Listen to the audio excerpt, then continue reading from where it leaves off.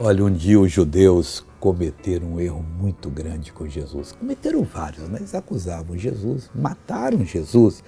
Mas um dia Jesus falou, falando sobre ele, aliás, foi até o cego que diz: vocês querem ser discípulos de Jesus, aquele que me curou? E então, está escrito no versículo, capítulo 9, João 28. Então o injuriaram e disseram: discípulo dele sejas tu. Nós, porém, somos discípulos de Moisés. Moisés era discípulo de Jesus.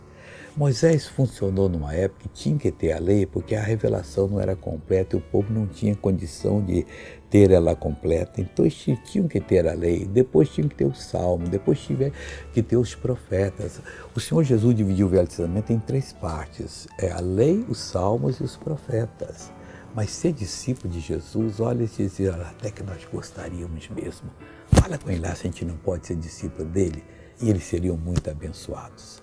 Veja essa pessoa que foi abençoada, eu já volto. E você? Toda a minha dor foi embora. Hoje de manhã eu sentia muita dor, mas agora foi tudo embora. Há quanto tempo sentia dor? Eu senti essa dor há 3 anos. 3 anos. Agora saiu. A dor era aqui, na minha coluna.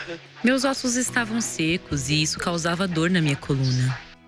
E agora? Agora estou bem. Agora consegue fazer tudo? Posso. Aleluia! Amém. Voltei para orar com você. Curve a cabeça e feche os olhos. Pai, estou orando por essa pessoa agora, estou amarrando esse mal. Ele vai sair, não vai permanecer e tem que ir embora agora, em nome de Jesus Cristo. E você diga: Jesus, aceite-me como teu discípulo, como teu discípulo. Deus te abençoe.